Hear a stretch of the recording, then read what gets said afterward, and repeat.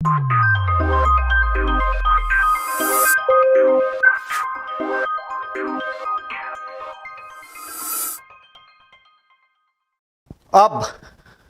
ये सारी बातें हम यहाँ पर समझ चुके हैं कि किसी बहुपद के शून्यक और उसके संबंध में गुणांकों में संबंध, ये बातें हम समझ चुके हैं कैसे करते।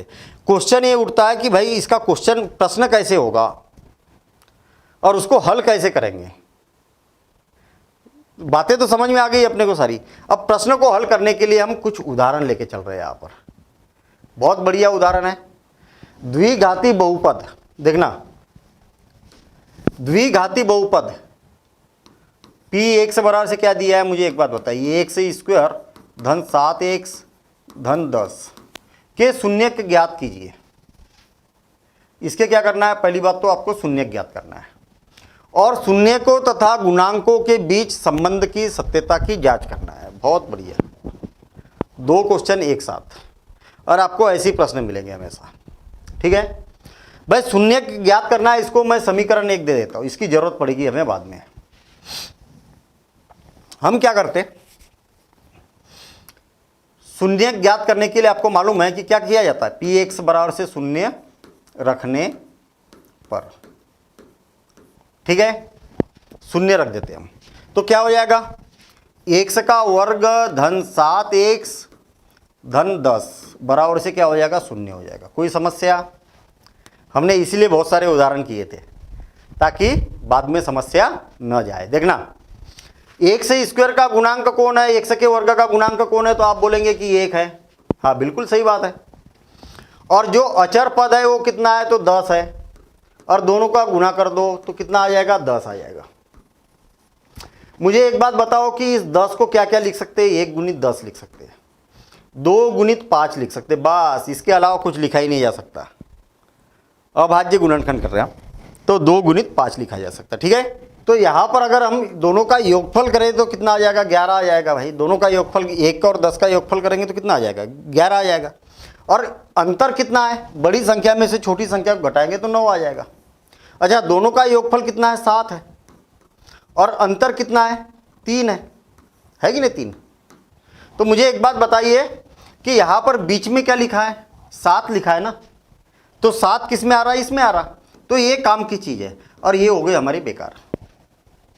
ऐसा केवल एक ही बार होगा, एक ही बार होगा ऐसा कि योगफल या अंतर इतना आएगा बीच वाला। तो 2 और 5 क्या हो गया, हमारे काम का है। तो क्या करेंगे हम, इसके अगली स्टेप देखिए, एक्स स्क्वायर जैसा का वैसा लिख दिया प्लस 10 जैसा का वैसा लिख दिया बराबर से शून्य भी जैसे के वैसे लिख दिया। केवल 7x है ना, तो 7x के जगह इनके साथ में 1 लगा के लिख दो। देखना, 2x और 5x। आपको क्या चाहिए, ये महत्वपूर्ण है, धन 7x चाहिए ना, तो कब मिलेगा, दोनों को जोड़ेंगे तब मिलेगा ना। तो ये वाले जो चिन्ह है ना, ये जो चिन्ह है वो इसके आधार पर लगाया जाता है कि भैया यहाँ पर क्या आएगा, दोनों को जोड़ने पर आएगा। ठीक है, अच्छा अब क्या करेंगे, अब जोड़ियाँ बनाएंगे हम। देखिए, एक जोड़ी तो ये बन गई और एक जोड़ी बन गई ये वाली, बनी कि नहीं। लगातार वाली जोड़ियां बनाना, ऐसा नहीं कि पहले और तीसरे की बना रहे हैं, ऐसा नहीं, लगातार वाली। हमारे पास में यहाँ पर क्या है, एक्स का वर्ग है और यहाँ पर है 2x है। कहने का मतलब यहाँ पर x गुणित x है ये, और यहाँ पर 2 गुणित x है।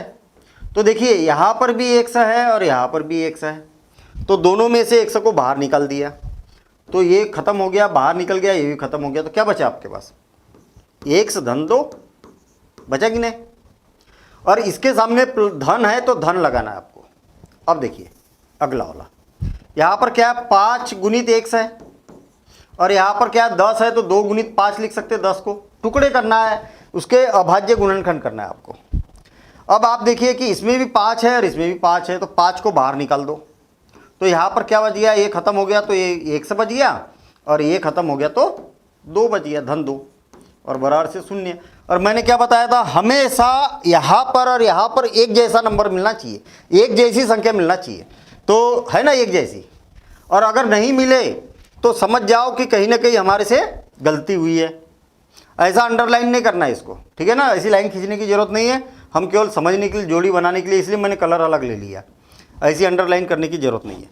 देखना दोनों में से क्या बाहर निकल रहा है, 1 से धन 2, तो यहाँ पर ये इतना तो बाहर निकल गया, तो क्या बचा यहाँ पर, केवल 1 से बचा, और इतना बाहर निकल गया तो क्या बचा, धन 5 और बराबर से 0। अब आप देखेंगे कि इसके बराबर से 0, 1 से धन 2 बराबर से 0, या 1 से धन 5 बराबर से 0। ये 2 इधर जाएगा तो क्या हो जाएगा, 1 से बराबर से ऋण 2, या 1 से बराबर से ऋण 5। बस हो गया काम, ये आ गए आपके पास शून्यक। अतः शून्यक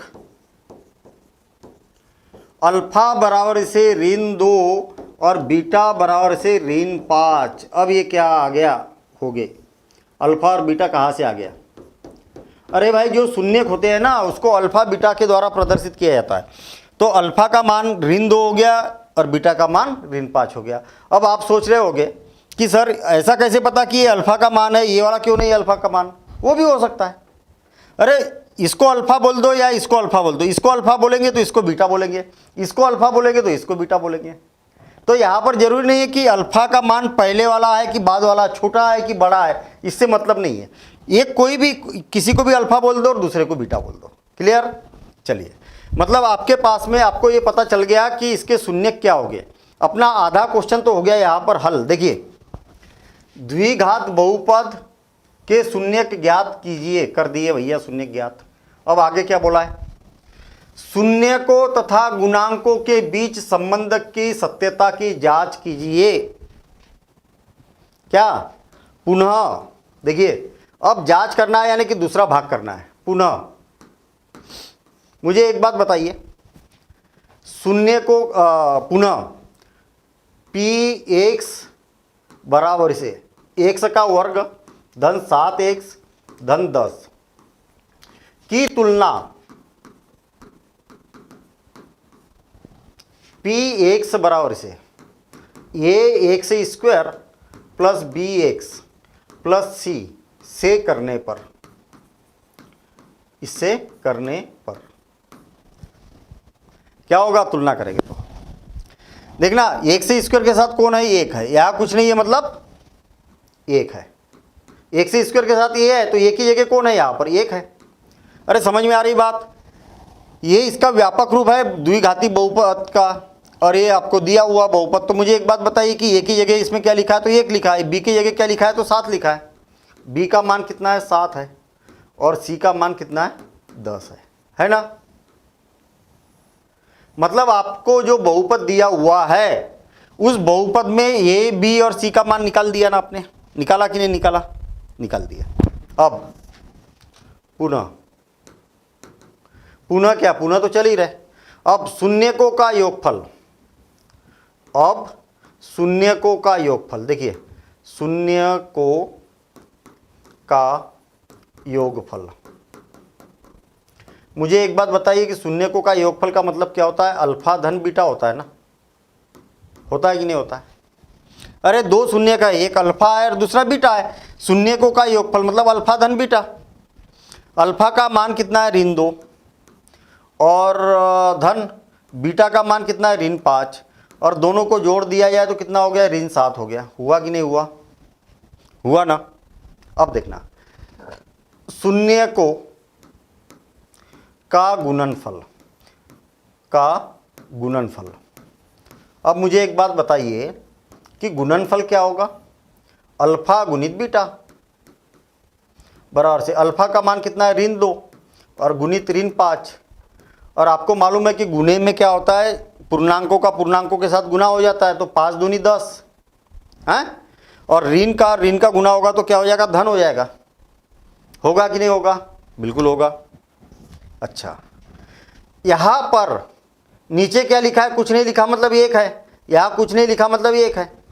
हमेशा क्या होना चाहिए, हर बराबर होना चाहिए दोनों का। जो शून्यकों का गुणनफल योगफल है उसका भी, और गुणनफल जो है उसका भी, दोनों का हर क्या होना चाहिए, बराबर करना है। क्यों बराबर करना है, क्यों, क्योंकि आप यहाँ पर बोल सकते कि ऋण b बटे ये होता है। ये आपको याद है शून्यकों का योगफल क्या होता है, ऋण b बटे ये होता है ना। और यहाँ पर शून्यकों का गुणनफल क्या होता है, c बटे ये होता है। नहीं आई बात समझ में? आपको मालूम है कि शून्यकों का योगफल, आपने इससे पहले बेसिक में देखा था कि शून्यकों का योगफल ऋण b बटे ए होता है और गुणनफल कितना होता है? c बटे ए होता है। तो ये गुणनफल ही तो है, तो c बटे ए लिख दिया, या योगफल है तो इतना लिख दिया। अब आप यहाँ पर देखिए कि ए की जगह क्या है, यहाँ पर 1 है, और यहाँ पर भी ए की जगह क्या है? 1 है। तो आप देखेंगे कि यहाँ क्या हो रहा? a बराबर से 1 और b का मान कितना है? देखिए ऋण ऋण ऋण से ऋण खत्म हो गया, तो b की जगह क्या आ गया? 7 आ गया कि नहीं? b बराबर से कितना है? 7, तथा c बराबर से कितना आ गया? c की जगह क्या दिखाई दे रहा है? यहाँ पर 10 दिखाई दे रहा है, तो 10 हो गया। अब मुझे एक बात बताइए कि यहाँ पर भी, अब यहाँ पर आपने क्या किया? इससे ABC का मान निकाला, और यहाँ पर क्या किया? इसके द्वारा ABC का मान निकाला। निकाला कि नहीं? यहाँ ध्यान देना, 2 भाग हो गए इसके। ये पेन नहीं चलाना है, मैं ऐसे ही इसको समझाने के लिए बता रहा हूँ। मैं एक भाग इतना हो गया और दूसरा भाग इतना हो गया, दोनों में ABC के मान निकाले। ये वाला ABC का मान किसके द्वारा निकाला? इसके द्वारा। और ये वाला ABC का मान किसके द्वारा निकाला? शून्यकों के द्वारा। देखिए ना, और दोनों मान कैसे आ गए? बराबर आ गए। तो हम यहां पर बोलेंगे शून्यकों तथा गुणांकों के बीच संबंध की सत्यता की जांच कीजिए। अतः शून्यकों तथा गुणांकों की जांच सत्य पाई गई। बस हो गया काम। कैसे सत्य पाई गई? ये वाले मान और ये वाले मान कैसे आए? एक जैसे आए। आप चाहो तो इसको हाईलाइट कर दो, आप चाहो तो इसको इस प्रकार से बक्से में बंद कर दो, बस हो गया खत्म। इस प्रकार से करना है इसको, क्वेश्चन को हल। ठीक, सबसे पहला काम आपको इसके शून्य ज्ञात करना है, फिर ये जो समीकरण दिया है इसके द्वारा ABC के मान ज्ञात करना है, फिर ये जो शून्यक दिए है शून्यक के द्वारा ABC के मान ज्ञात करना है। तो ये दोनों सूत्र मालूम होना चाहिए कि शून्यकों का योगफल जो होता है ऋण b बटे ए होता है, शून्यकों का गुणनफल होता है c बटे ए, और आपने ABC के मान इसके द्वारा ज्ञात कर लिए। और उदाहरण देखते हैं हम यहाँ पर। देखिए उदाहरण नंबर 3 में क्या बोला है? x का वर्ग ऋण 3 के शून्यक ज्ञात कीजिए। भैया एक तो क्वेश्चन ये हो गया, और शून्यकों तथा गुणांकों के बीच सत्यता की जांच कीजिए। ये 2 आपके पास में यहाँ पर क्वेश्चन हो गए। देखना, सबसे पहले माना कि P x बराबर से क्या है? x का वर्ग ऋण 3। तो पहली बात तो द्विघाती है ना ये बहुपद। क्यों? क्योंकि x की घात 2 है ना, द्विघाती बहुपद है। ठीक, हम यहाँ पर बोलेंगे कि P x बराबर से 0 रखने पर, ठीक है, 0 रख देते हैं। तो क्या हो जाएगा? x की घात 3 ऋण 3 बराबर से 0। x की घात 2 है ना, x की घात क्या है? 2 है, 2 ऋण 3। हाँ ठीक है, इसको हम ऐसा लिख सकते हैं x का वर्ग ऋण वर्गमूल 3 का वर्ग बराबर से 0।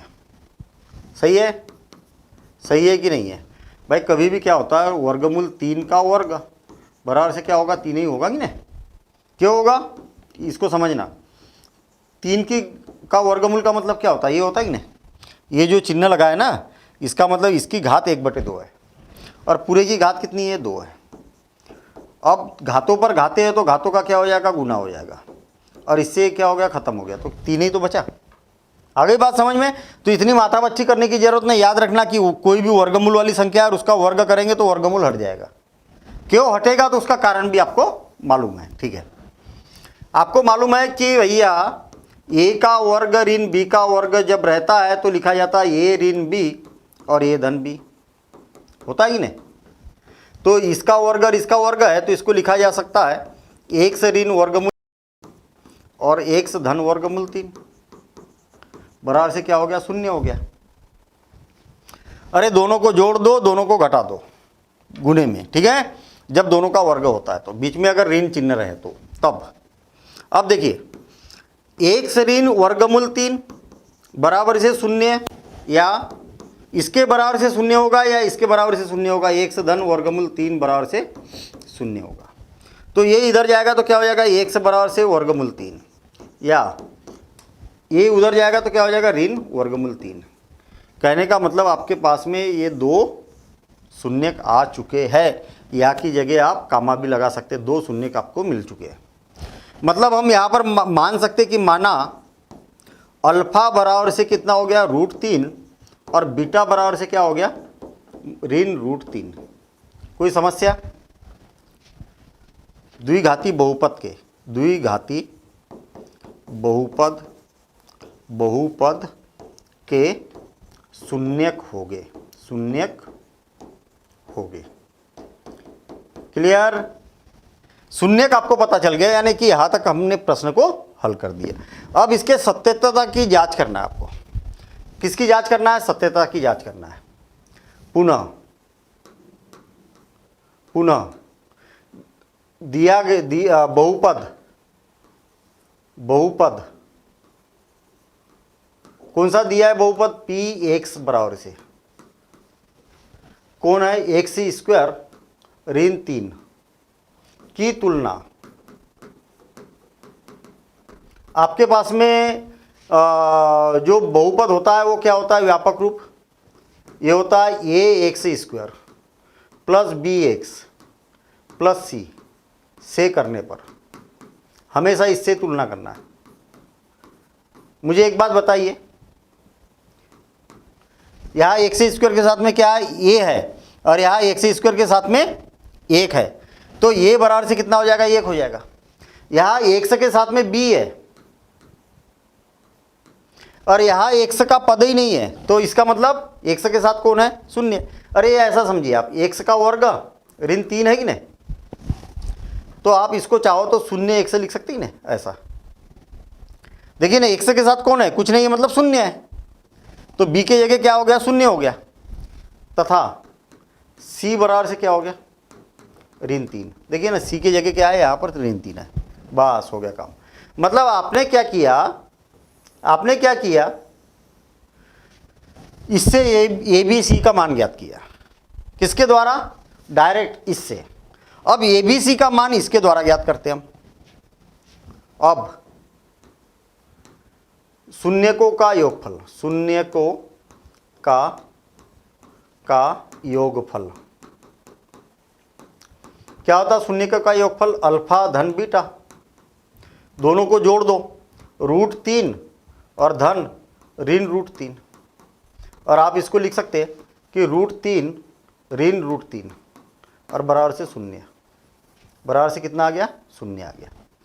अरे धन और ऋण का गुना करेंगे तो ऋण आएगा ये, और √3 में से √3 को घटाएंगे तो कितना हो जाएगा, शून्य हो जाएगा। अच्छा, तथा शून्यकों का गुणनफल, शून्यकों का गुणनफल, शून्यकों का गुणनफल क्या होगा, अल्फा गुणित बीटा। अल्फा गुणित बीटा का मतलब √3 का और ऋण √3 का गुना करना है, तो क्या हो जाएगा, और धन और ऋण का गुना करेंगे तो ऋण हो जाएगा, और √3 का वर्ग।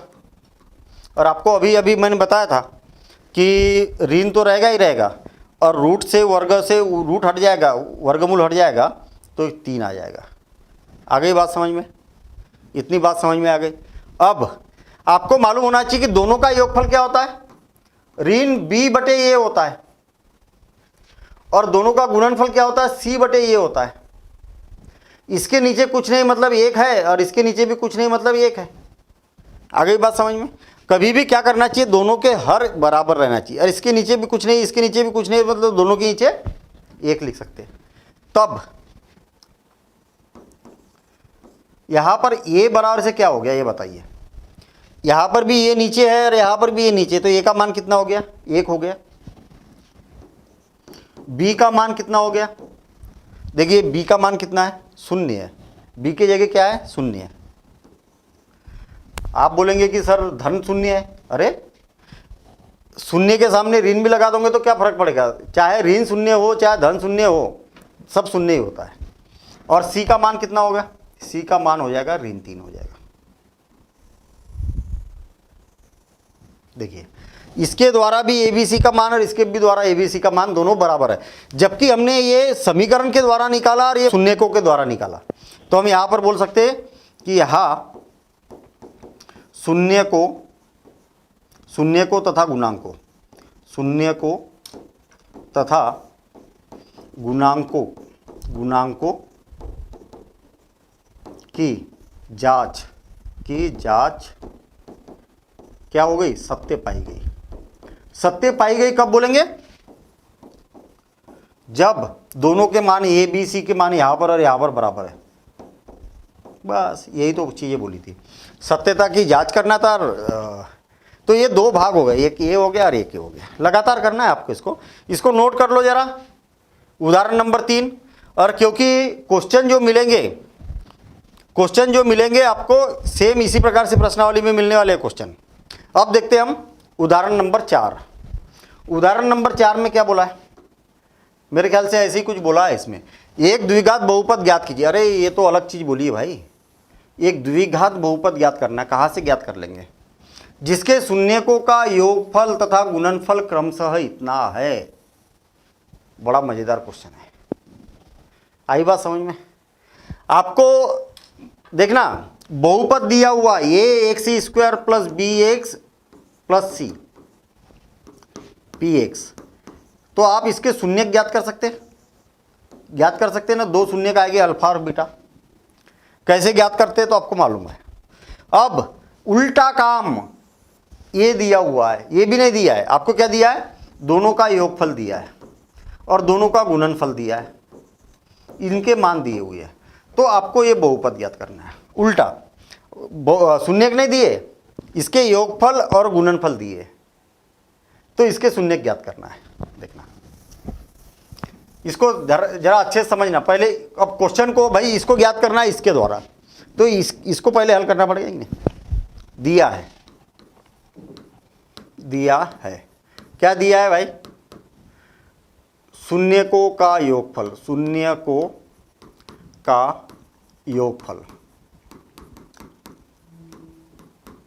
कौन सा, अल्फा धन बीटा बराबर से। देखना शून्यकों का योग तथा गुणनफल क्रमशः, पहले योग बोला है योग, और फिर गुणनफल बोला है गुणनफल। यहां पर बड़ी मजेदार बात है, इंपॉर्टेंट बात है। पहले योग बोला है फिर गुणनफल बोला है। यहां गलती मत करना, एग्जाम में बच्चे गलत करके आते हैं, सब उल्टा सीधा करके आते हैं। यहां पर योग और गुणनफल, पहले योग बोला है फिर गुणनफल बोला है, तो इधर पहले जो लिखा रहेगा वो योग रहेगा, ये याद रखना। और जो बाद में लिखा है वो गुणनफल रहेगा। ये क्रमशः लिखा है ना, क्रमशः का मतलब ये होता है कि जो पहले लिखा है उसका मान पहले, बाद वाले का मान बाद में। ये याद रखना। कई बार बच्चे क्या करते हैं, योगफल में 2 है नहीं, योगफल में 2 लिख देते और गुणनफल में ऋण 3 लिख देते, उल्टा कर देते। यहाँ पर कुछ भी लिखो क्या फर्क पड़ेगा, नहीं बहुत बड़ा फर्क पड़ेगा। योगफल अलग चीज होती है, गुणनफल अलग चीज होती है। हाँ, योगफल कितना दिया है, ऋण 3, और शून्यकों का गुणनफल, शून्यकों का गुणनफल अल्फा गुणित बीटा कितना दिया है, 2 दिया है। आ गई बात समझ में, क्या दिया है, 2 ऐसा दिया है। ठीक, अच्छा क्यों, आपको ये मालूम है ना, चूंकि अल्फा प्लस बीटा क्या होता है, ऋण b/a होता है, और अल्फा गुणित बीटा बराबर से क्या होता है, c/a होता है। ऑब्जेक्टिव बहुत पूछे जाते हैं इससे संबंधित, इसको बिल्कुल याद रखना है। ठीक है, तो अल्फा प्लस बीटा बराबर से क्या हो जाएगा, इसको आप ऐसा लिख सकते हैं, ऋण 3 बटे कुछ नहीं है मतलब 1, यहाँ पर 2 बटे कुछ नहीं है मतलब 1 है ना। इसको ऐसा लिख सकते हैं ना। दोनों के हर बराबर होना चाहिए, अगर नहीं है तो बराबर बनाएंगे, ये बात याद रखना। बराबर नहीं है तो बराबर बनाएंगे। प्रश्नावली में प्रश्न मिलेंगे, टेंशन नहीं लेना है। जब हर बराबर नहीं होते तो कैसे बनाए जाते वो बताऊंगा मैं। देखना योगफल कितना होता है, ऋण b/a, और गुणनफल क्या होता है, c/a। मुझे एक बात बताइए कि यहाँ पर a का मान कितना है, 1, यहाँ पर भी a का मान कितना है, 1, दोनों जगह एक जैसा होना चाहिए मान। अगर एक जैसा नहीं है तो उसको बनाएंगे, कैसे बनाएंगे हम प्रश्न में देखेंगे। यहाँ ए बराबर से कितना आ गया, 1 आया। बी बराबर से कितना आया, भाई यहां पर भी ऋण है यहां पर भी ऋण है, तो बी की जगह कितना है, 3 है। ऋण 3 नहीं है, 3 है। अरे भाई ऋण से ऋण खत्म, तो बी का मान कितना हो गया, 3 हो गया कि नहीं, खत्म नहीं करना है लेकिन 3 है। और सी का मान कितना है, सी का मान तथा सी का मान तथा सी बराबर से कितना हो जाएगा, 2 हो जाएगा। तब द्विघाती बहुपद, द्विघाती बहुपद क्या होता है बताइए जरा। द्विघाती बहुपद क्या होता है, पी एक्स बराबर से होता है ए एक्स का वर्ग धन बी एक्स धन सी। और आपको ए बी सी का मान मालूम है ना, ए का मान कितना है, 1, तो 1 रख दो यहाँ पर, गुणित 1 रख दो, सही है ना, ए की जगह 1 रख दो। और 1 को न भी लिखेंगे गुणित तो चलेगा, ठीक है ना। प्लस बी का मान कितना है, 3 धन सी का मान कितना है, 2,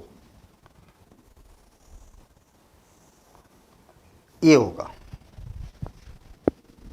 आगे बात समझ में, दोनों का योगफल दिया है और गुणनफल दिया है तो आप बहुपद को ज्ञात कर सकते हैं।